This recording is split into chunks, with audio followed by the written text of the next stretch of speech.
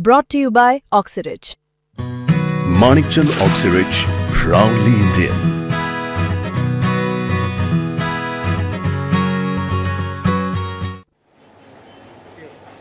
नमस्कार, मुंबई तकच्या या विशेष व्हिडिओमध्ये आपल्या सगळ्यांचं स्वागत। आज मुंबई तकवर आपण चर्चा करणार आहोत नव्यानच प्रदर्शित झालेल्या दशावतार सिनेमाची।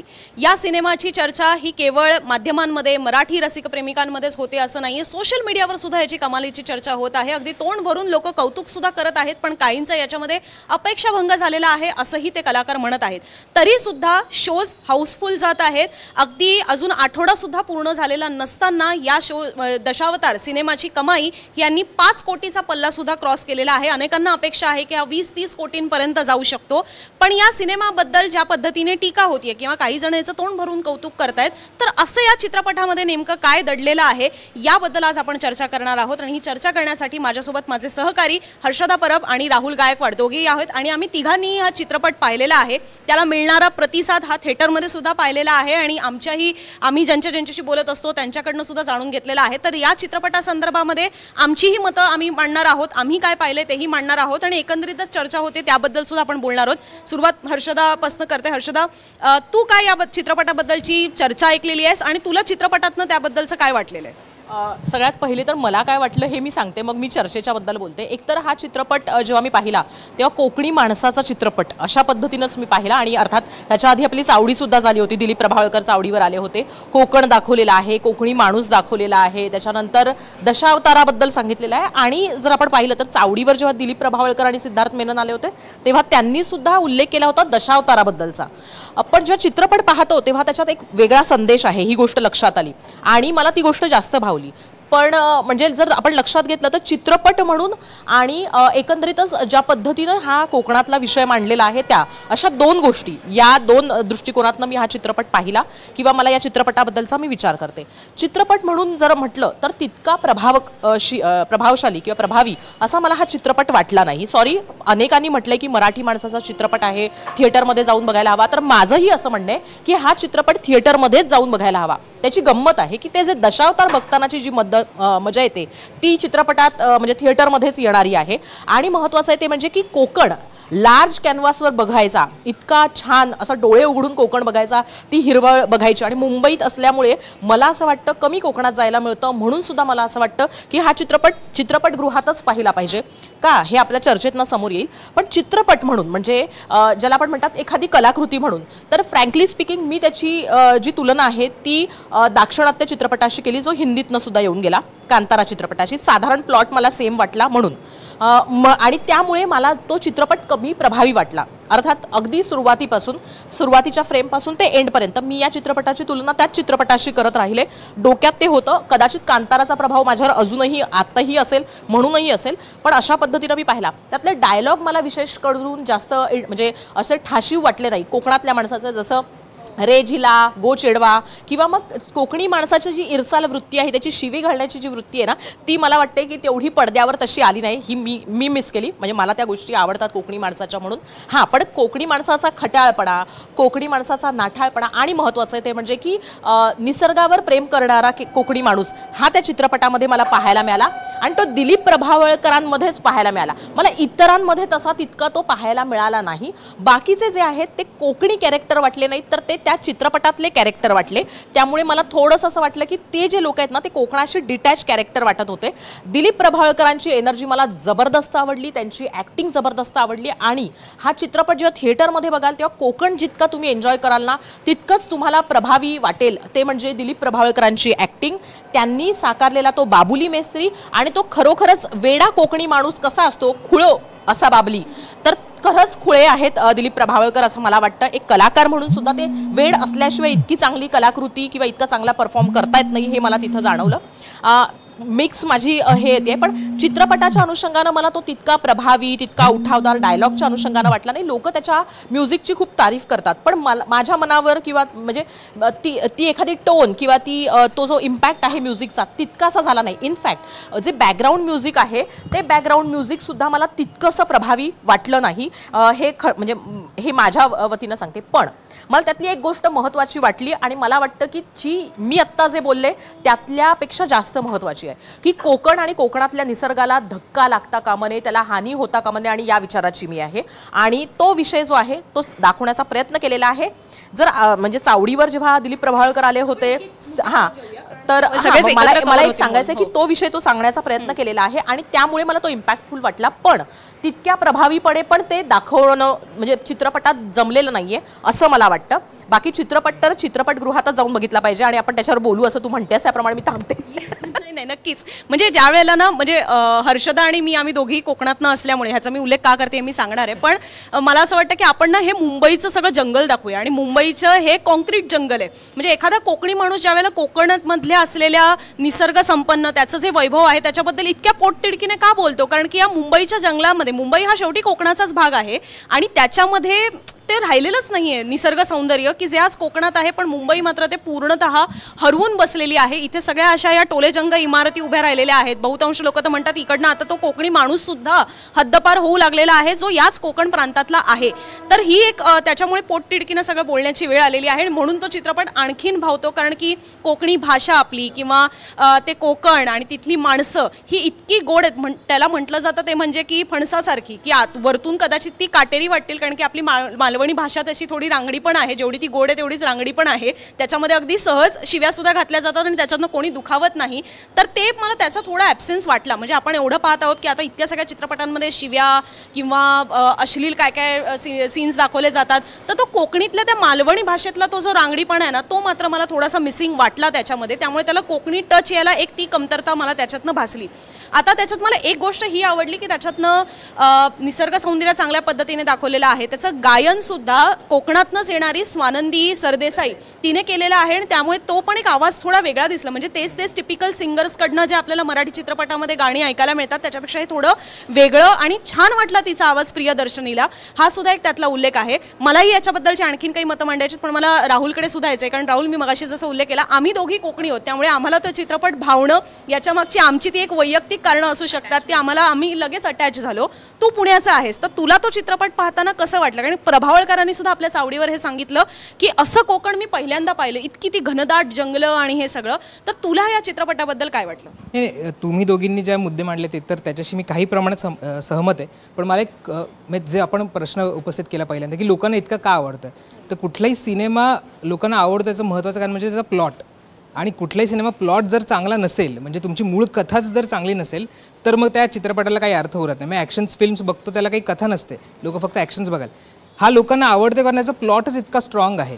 एक तर आपण म्हणतोय मगाचपासून की कोकण आहे, जो कोकण कदाचित आपण इतर सिनेमांमध्ये पाहिलेलं नाही आता त्या पद्धतीचा आहे. याचा मी आवर्जून उल्लेख करेन की जे कलरिस्ट आहेत ह्या सिनेमाचे ते बाहेरचे आहेत, म्हणजे ते परदेशी आहेत, ते काही भारतीय नाही आहेत. आणि त्यांचा मध्यंतरी लोकसत्तामध्ये एक आर्टिकल पण आला होता आणि त्यांनी असं म्हटलं की मी असा सिनेमा पाहिलेलं नाही आहे भारतामध्ये.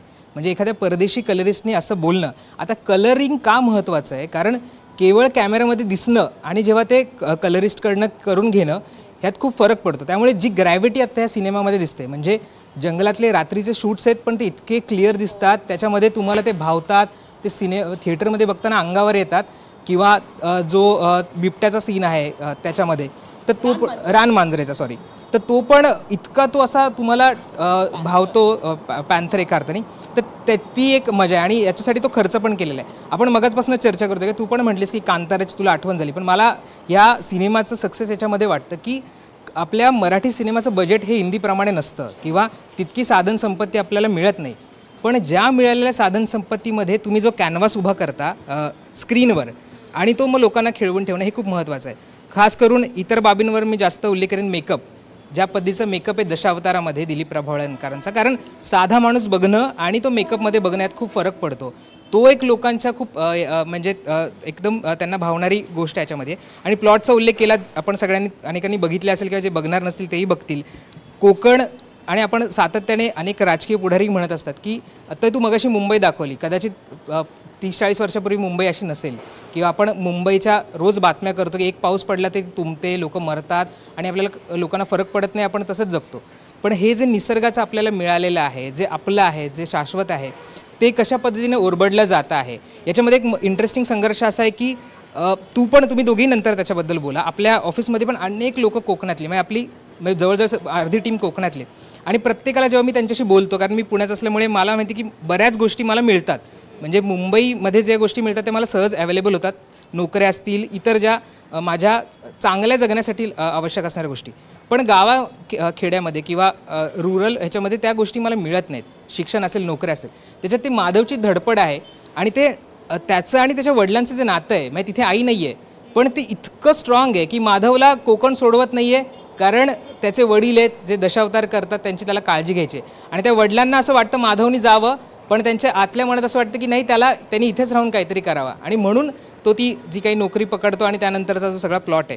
तर मला असं वाटतं की ही एक बाजूसुद्धा आहे त्या सिनेमाची. केवळ दशावतार आणि ह्या गोष्टी तर आहेतच आहे, पण कोकणातल्या मुलाला, कोकणातल्या तरुणांना रोजगार हवा आहे, त्यांना काम करायचं आहे, त्यांना नोकरी करायची आहे, पण त्यांना त्यांचं गाव पण सोडवत नाही आहे. आणि हा जो संघर्ष आहे म्हणजे हा खूप मानसिक संघर्ष मला असं वाटतो. म्हणजे आपल्या ऑफिसमध्ये किती लोकांशी बोलताना, आपला आशिषशी बोलत धामापूरकर, तो तर तिथल्या त्याच गावाचा आहे. तर आशिष परवा मला असं म्हणत होता की अरे माझं गाव तर इतकं भारी आहे, मी तर गेलो तर मला येऊ वाटत नाही.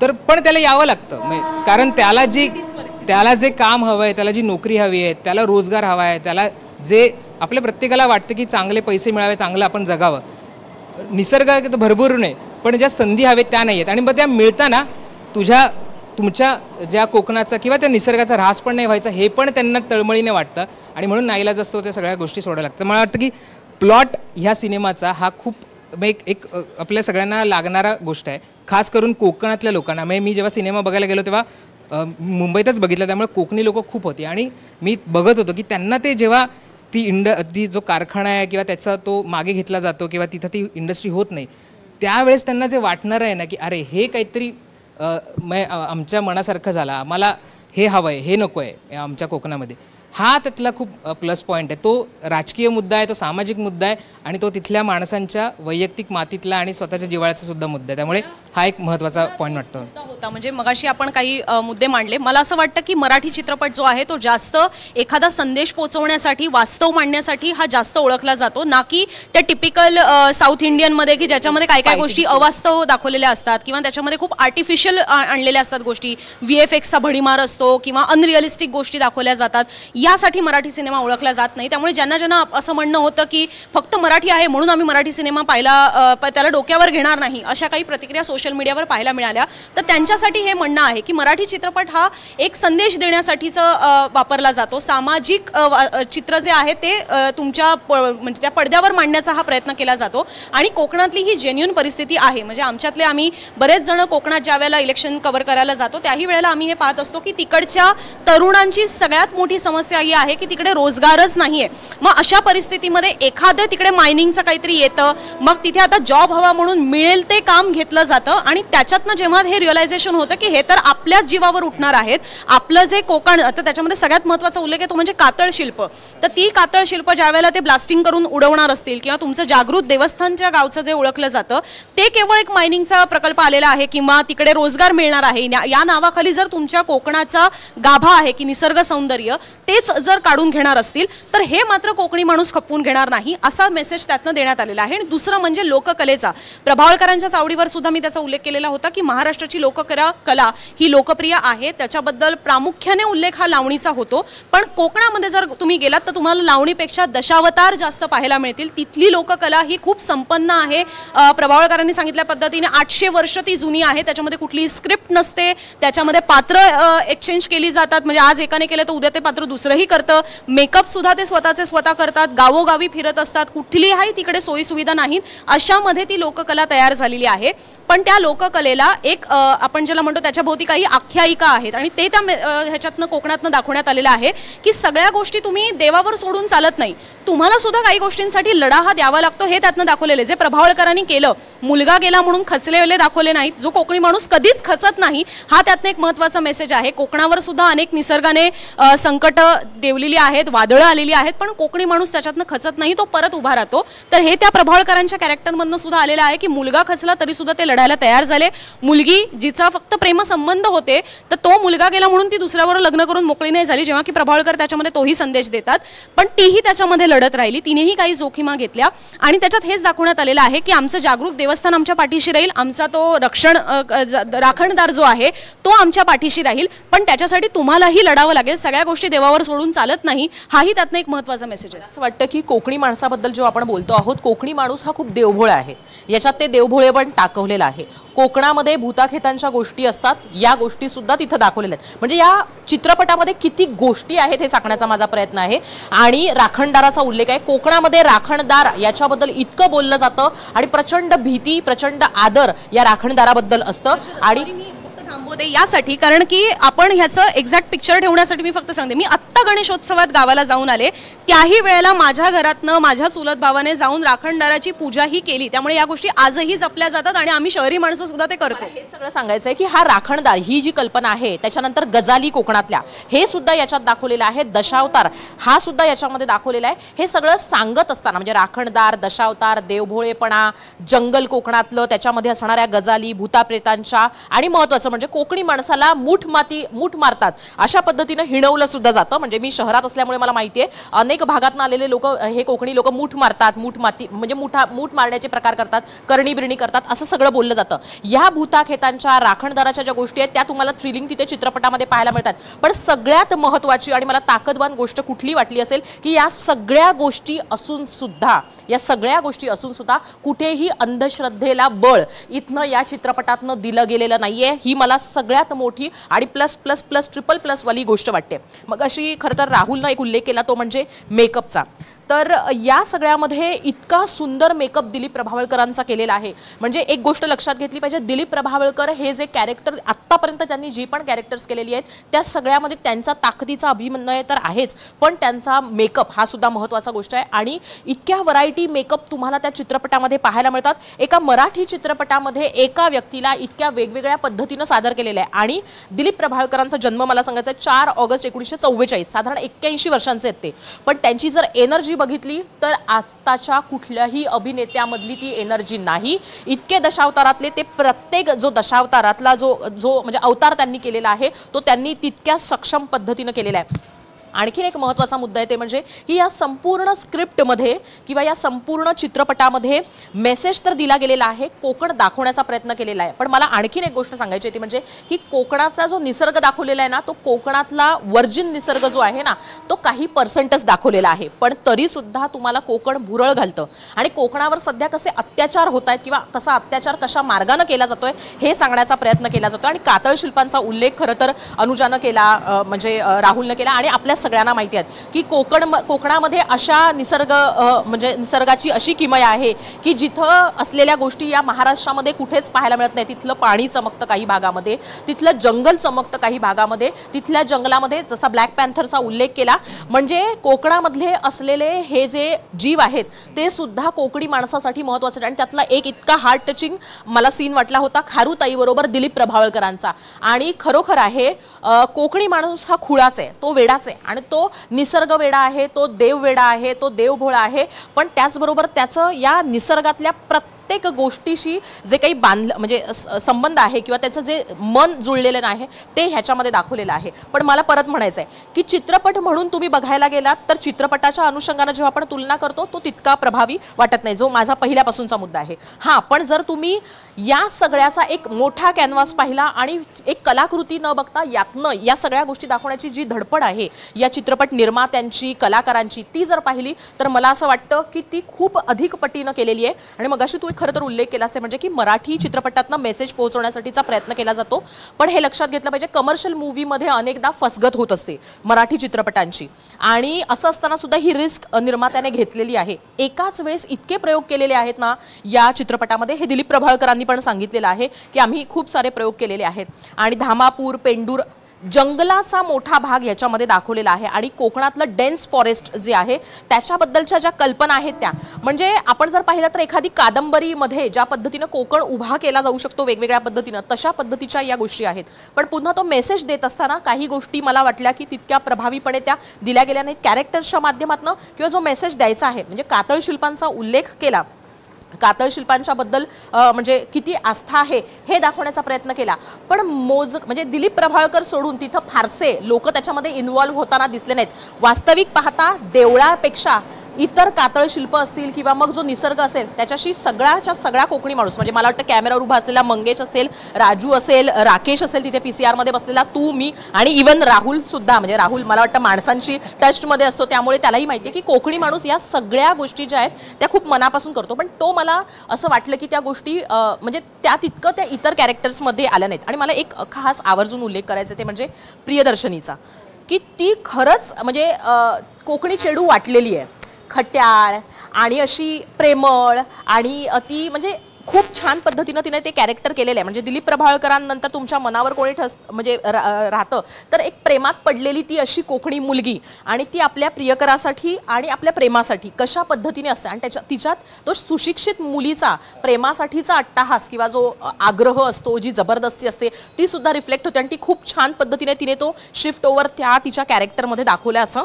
मला वाटतं. आणि इवन जे छोटे छोटे कॅरेक्टर्स प्ले केलेले आहेत मला वाटतं त्यांनी ते चांगले केलेले आहेत. भरत जाधव, मला फ्रँकली स्पीकिंग राहुल म्हणजे मला माहित नाही की मला तुला आणि अनुजाला काय वाटेल, पण भरत जाधव तितका प्रभावी नाही वाटला मला या चित्रपटामध्ये, कुठेतरी खूपच कमी पडला. म्हणजे फॉरेस्ट ऑफिसरची भूमिका करत असताना भरत जाधव आहे म्हणजे मला नाही वाटलं ते स्ट्रॉंग कॅरेक्टर. ते खूपच स्ट्रॉंग असू शकलं असतं कारण हा संपूर्ण चित्रपट हा फॉरेस्ट आणि फॉरेस्टशी रिलेटेड गोष्टींवर आधारित आहे म्हणून.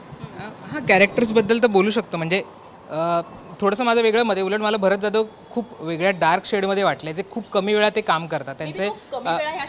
हां, कारण ते कॉमेडीमध्ये आपण बघितलेले आहेत किंवा इमोशनल याच्यामध्ये पण काही सिनेमांमध्ये बघितले, पण डार्क शेडमध्ये आणि त्यांचा अर्थात रोल पण खूप कमी आहे त्यामुळे तितकं त्यांना एक्सप्लोअर करता आलं असेल की नाही माहीत नाही. पण मी पुन्हा त्याच सगळ्या गोष्टींकडे येईल की लोकांना, आपण मगाचपासून अनुजाई म्हणते की का आवडतोय, म्हणजे इतके सिनेमे येतात लोक बघतात की का, पण जर 50 कोटी तर काही दिवसांमध्ये कमवत असेल तर मग असं काय आहे. आपण त्यातल्या गोष्टी सांगितल्या, कॅनव्हास इतका मोठा वाटत नाही असं सांगितलं, त्यातल्या काही त्यांचे लिमिटेशन्स असतील असंही आपण एक मिनटात धरूयात. पण मला परत महत्त्वाचं वाटतं की कुठलाही, म्हणजे दिलीप प्रभावळकर आपल्या चावडीवर पण म्हणाले होते की मी कथा ऐकताना पहिल्यांदा मी कथा ऐकतो आणि मला जर ती आवडली तर मग मी तो सिनेमा करायचा की नाही असं बघतो. मी अनेक कथा रिजेक्ट केलेल्या असं त्यांनी सांगितलेलं आणि ते खूप निवडक कथाच निवडतात. आणि ही निवडण्यामागची एक महत्त्वाची गोष्ट आहे की केवळ निसर्ग हा, तुम्ही दोघी खूप भरभरून बोललेल्या आहेत माणसांबद्दल बोला, कारण तुम्ही तिथनं येता, तुम्हाला तिथल्या सगळ्या गोष्टी माहिती आहेत आणि आपल्या गोष्टी आपल्याला प्रिय असतात, असायलाच पाहिजे, त्याच्याबद्दल दुमत नाही. पण मी जर बाहेरनं बघत असेल कोकणाकडे किंवा बाहेरचा माणूस म्हणून बघत असेल तर माझ्यासाठी ती कथा पण तितकीच महत्त्वाची वाटते. एक वडील एक मुलगा ह्यातलं जे नातं आहे, म्हणजे आई आणि मुलाचं तितकं नसतं, तो वडिलांसाठी इतका इमोशनल होतो आहे कितीतरी वेळा. वडील म्हणतात म्हणून तो नोकरी करतो, त्याची इच्छा असते त्याला जी खेळणी तयार करायची ती करायची आहेत. वडील त्याच्यासाठी मुलासाठी दशावतार सोडायचा विचार करतात जो त्यांनी आयुष्यभर ते जगलेत, त्याच्याशिवाय ते जगू शकत नाहीत. पण माझ्या मुलाला नोकरी लागते आणि त्याला मी प्रॉमिस केलेलं आहे की त्यांनी जर नोकरी केली तर मी हा दशावतार करणं सोडीन. तर हा जो कनेक्शन आहे ना, ते मला असं वाटतं की आत्ताच्या काळामध्ये आपण हे सगळं विसरत चाललेलो आहेत. आपल्याला जे कनेक्शन्स आहेत, म्हणजे शहरामध्ये किती कनेक्शन्स राहिलेत, मी असं काही जनरलाइज स्टेटमेंट नाही करणार, पण वेळ, काम, आपल्या ह्याच्यामुळे आपले नातेसंबंध दुरावत चाललेले आहेत, आपल्या एकमेकांपासून आपण लांब होत चाललेलं. आपण आता बाहेर राहणारे आपण लोक तर मी माझ्या वडिलांशी किती वेळा घरी फोन करतो पुण्याला, मला आठवत नाही. मी आईला करत असेल, ती अशी बोलत असेल, पण मी खास करून वडिलांना कधीतरी फोन करतो आणि काय चाललं आहे, तुम्ही आज दिवस कसा गेला, हे माझं विचारणं फार कमी होतं. कधीतरी आईशी बोलता आहेत का तिथे, आलेत का घरी, इतकंच बोलणं होतं. मग हा जेव्हा सिनेमा बघतो आपण तेव्हा असं वाटतं की जे नातं आहे मुलाचं आणि वडिलांचं, हे इतकं त्यांनी असं बांधलेलं आहे. केवळ ते मुलं आणि वडिलांचं नाही आहे, ते प्रत्येक गावामधल्या प्रत्येक व्यक्तीशी नातं आहे. जसं तू मगाशी म्हटली की त्या दिलीप प्रभावळकरांचं खारुताईशी पण एक नातं आहे, कारण ते कदाचित रोज जाताना अशी एखादी कुठली तरी खार दिसत असेल त्याशी ते गप्पा मारत असतील, किंवा ते काहीतरी पाला उचलतात, ते ते खारुताईला ते बाजूला कुठल्या तरी एक छोटंसं कीटक असतं त्याला बाजूला करतात आणि मुंगळ्या असतात.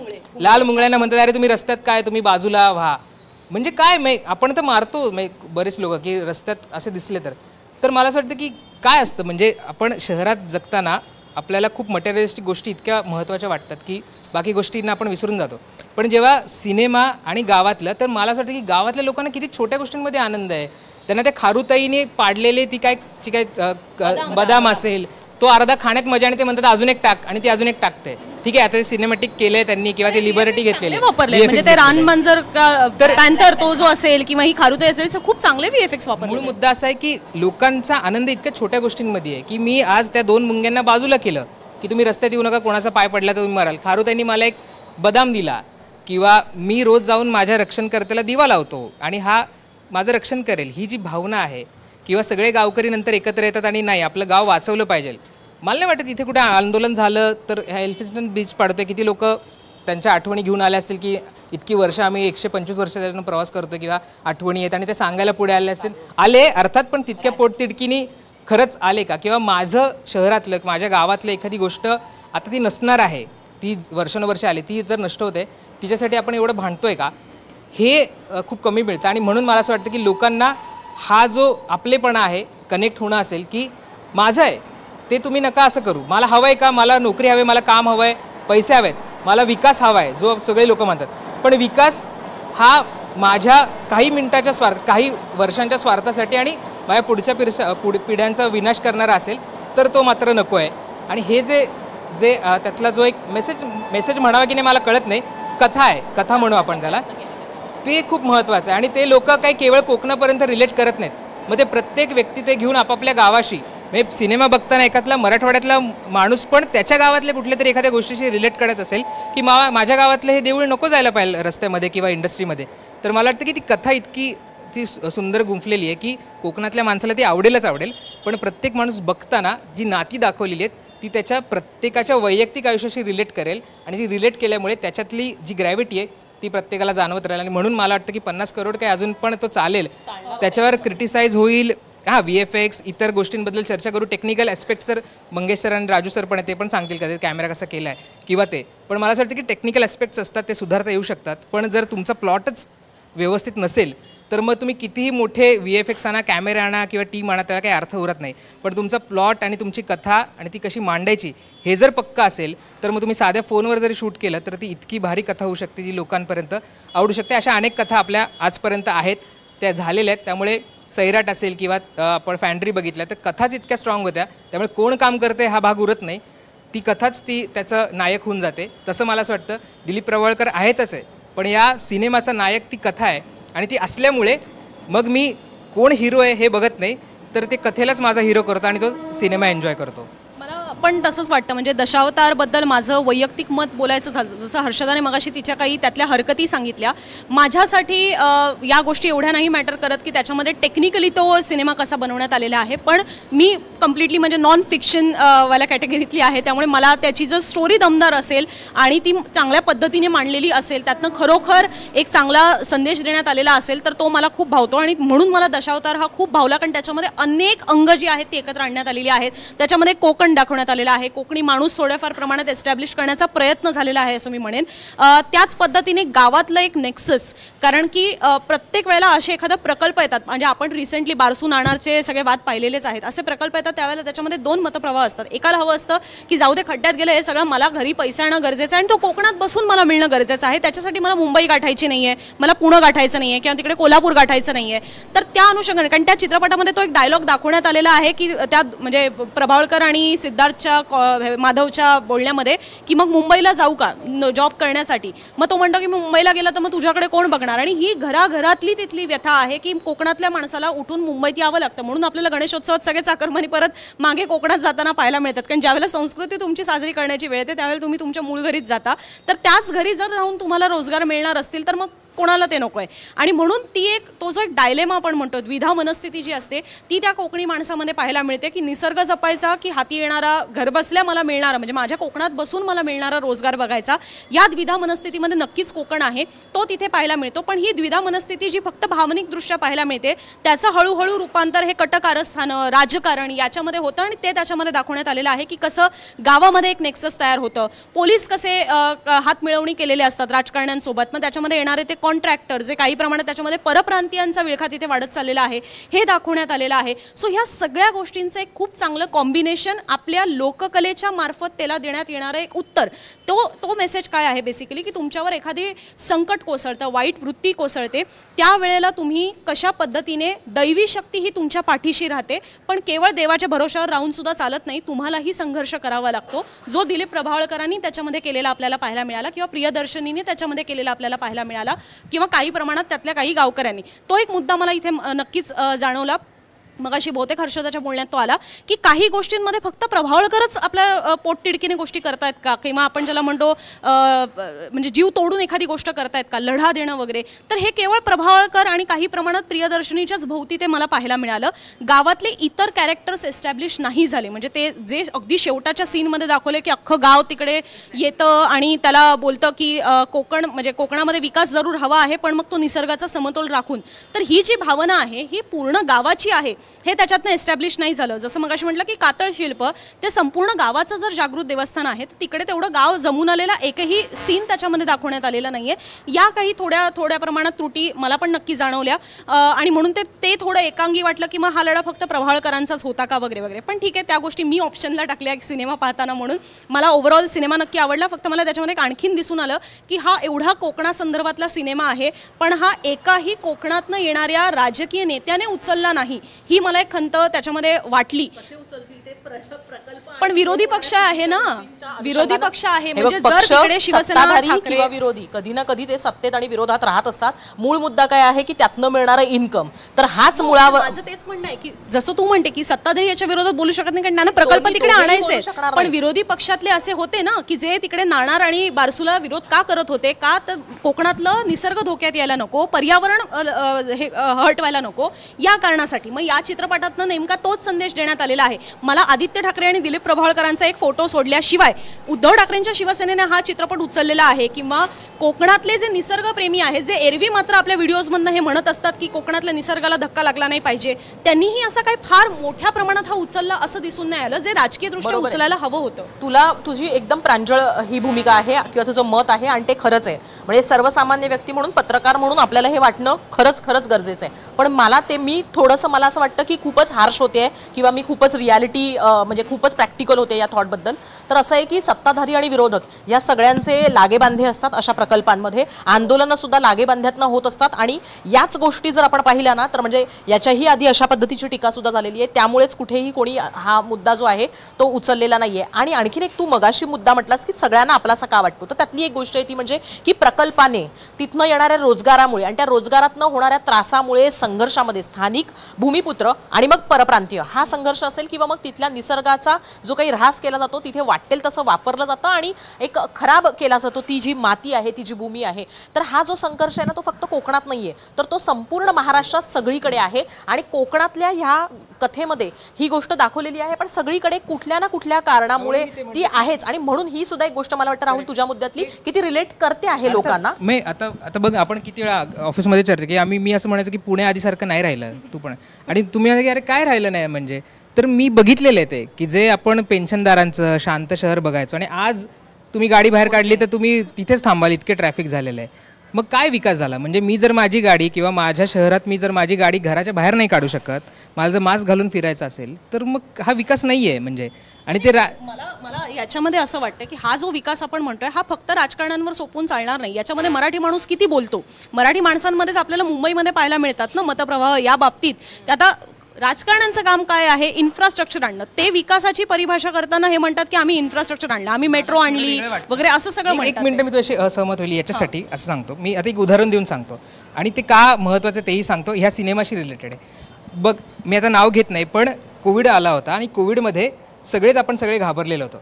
पण मराठवाड्यातला एक नेता असा आहे की तो तेव्हा कोविड झाला तेव्हा तिथून उठून तो थेट मुंबईतल्या हॉस्पिटलमध्ये दाखल झाला.